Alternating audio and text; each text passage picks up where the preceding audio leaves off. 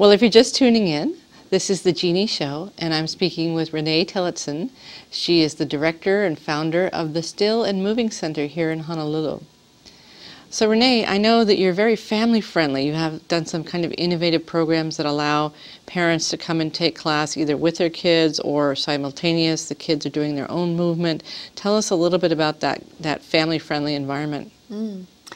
Well, we're really a very close-knit group, and when I had the idea of creating Still and Moving Center, I pulled together as many like-minded individuals as I could to help me broaden the vision of what was possible with this. And one thing that I heard from parents of children that were still school age was, we really want a place where we can go and work out, dance, have our classes that our kids are able to go to.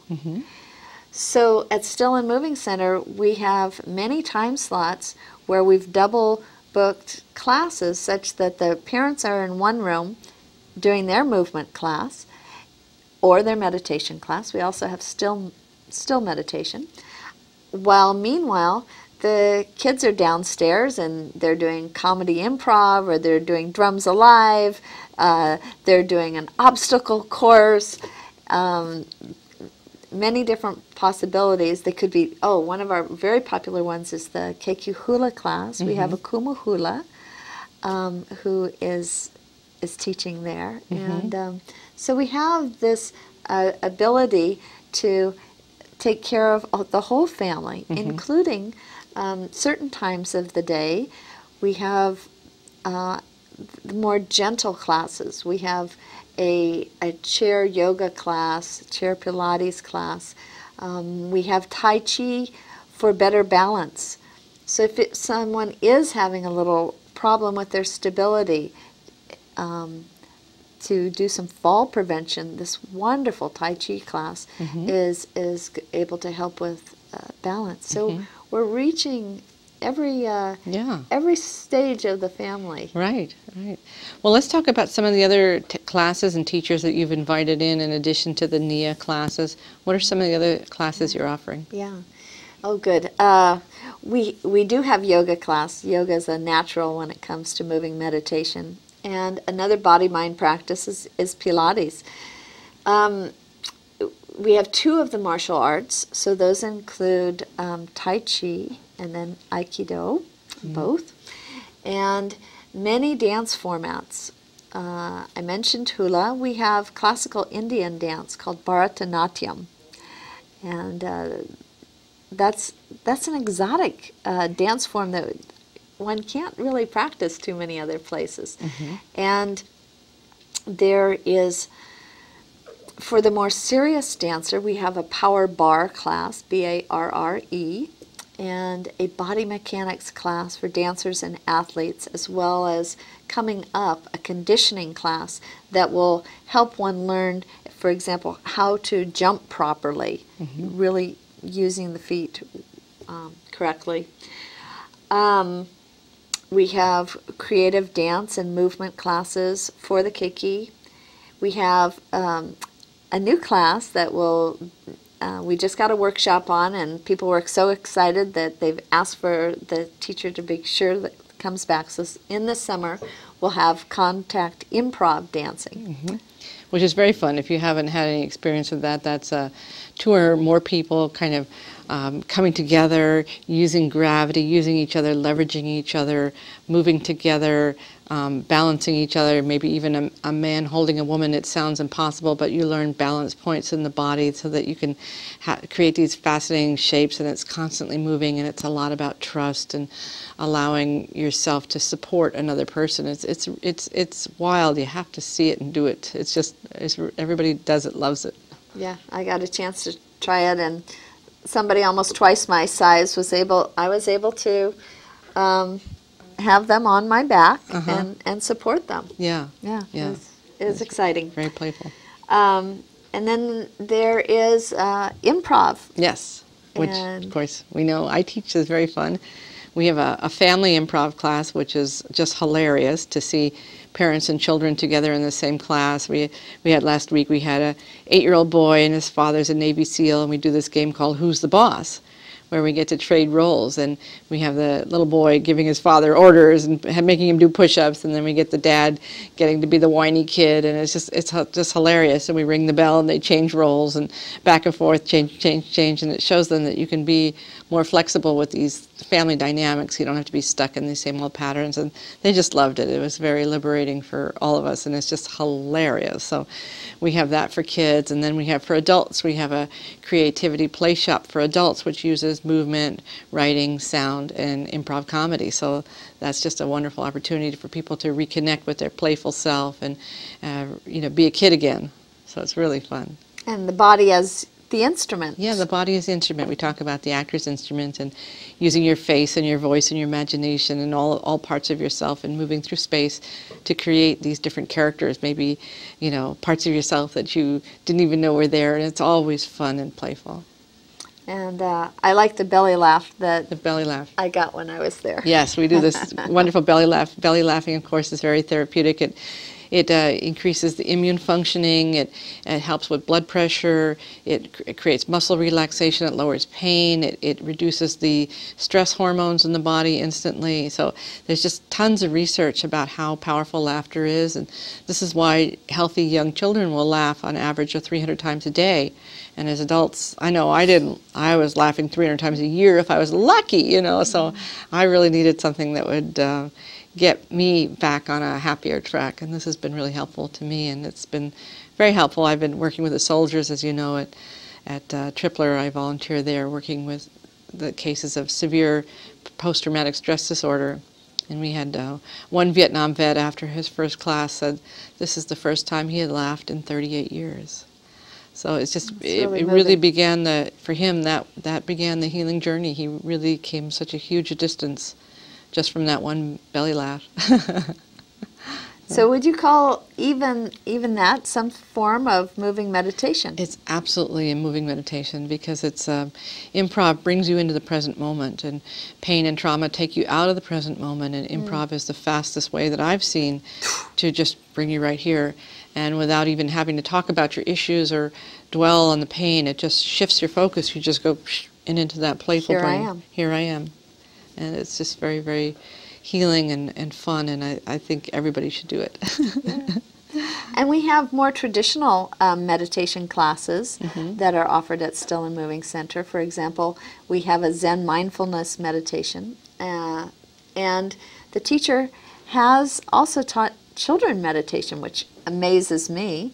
And she has found that the children who have engaged in meditation have all said that their grades improved. And she's doing something where she's combining meditation for kids with acting. Probably once again being in that present moment. Yeah, it's just so exciting, and it's just, we can bring the joy back into our lives, and so often the routine of lives kind of sucks the joy out without almost even noticing it, you know what I mean? It's just kind of the routine of what you have to do and where you have to be and what's expected, and to just take an hour out of your day and just give it to yourself as a treat to just go find your joy, and through the movement, through the improv, through the meditation, through any of the different forms that you're offering there is just so rejuvenating.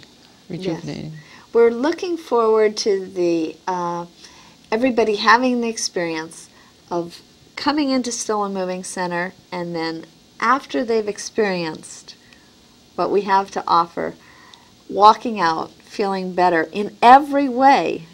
Yes, yes. Than they did when they walked in. We call it a joyous place of moving meditation. Yes, and people say that when they come in, they feel the beauty and they feel the peacefulness. And tell us a little bit about what they can see with their eyes when they walk in. What do they see when they first walk in? Okay. Well, if you're a child, you will see this beautiful bowl. You won't probably notice what's rising up out of it, but in the bowl of water, this large bowl, are goldfish swimming around, very large fancy-tailed goldfish, and you can count how many there are. And then as an adult, you might notice that rising out of it is this incredibly beautiful Kuan Yin statue. It's carved from a naturally green wood, a hibiscus burl, and it was carved over a year's time by an artist in Bali. Wow. A very serene face of Kuan Yin, the goddess of compassion. And you will then, from there, maybe go to one of the movement studios. We have 3 different movement studios at Still and Moving Center, and all of them have sprung dance floors that are covered with a sustainable wood, which is incredibly beautiful. It's mango wood from the Big Island. And the colors are very warm, inviting, rich colors. You might go into the sun and moon room, and there's brilliant golden orange, yellow, really a golden yellow that surrounds you, and copper statues and pieces of art. You might go into the huge barefoot ballroom, about 1,600 square feet, which is actually larger than a lot of houses I've ever lived in. Yes. And one dance floor, covered with this beautiful mango wood. And then there's a Shiva Nataraj statue. So Shiva is standing there with a completely serene face, but he's the Lord of the dance. So he's dancing, and he's surrounded by a ring of fire. And that, too, is the symbol, one of the symbols of the Still and Moving Center. Is he's keeping that inner serene stillness, although he's completely in motion. Yeah. Well, I think it's, wonderful that the center is so beautiful to look at. Everywhere your eyes land, it's a beautiful color, or there's something nice to look at, or there's a detail that you've really put in, all your nice touches and art from different cultures. So that's a great gift to give to people, a little feast for the eyes. I like the fact that our St. Francis statue comes from my dad's backyard in San Francisco. Okay. So, yeah. some little personal touches. Yeah, some nice personal touches everywhere. Yeah. And we did our best to be sustainable when we were remodeling the place. And so there are cork floors. To get cork, you don't have to kill the cork tree. You take the bark every so often, every so many years. You can remove the bark, and the tree continues to grow. Yeah, great. So, well, let's talk a little bit about the mission statement. Can you kind of give us how did it come to be? Was that your work, or did people help you, or how did you get to that mission statement? I dug pretty deep to see what is it that really is needed here. And so the mission statement talks about a place of joy, for laughter and community. It talks about the idea of sacred livelihood, so that the teachers are able to make a living, or to at least augment their living in a way that's very meaningful to them, and that we serve as many members of the community that we can. So we have a sliding price schedule. I know you give military discount, student discount, yeah. Fixed income seniors, children's discounts.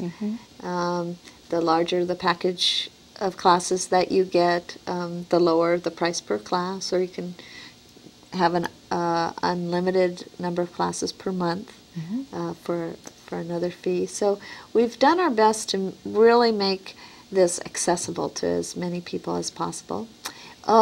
We do have accessible shower and toilet facility, and there are showers for people who come and need to freshen up to go off to their next event. Right, wonderful. You can have showers. Yes, good. Well, it's just so exciting what you've done with the Still and Moving Center in Honolulu, and thank you for creating a great and sacred space that has both stillness and expression and movement and joy all under one roof. Well, there are a lot of talented people that have contributed to it, and you're one of them. Thank you. Thank you. Thank you. And I want to thank all of you for being part of our audience, and for tuning in and being with us here on the Genie Show. My name is Genie Joseph.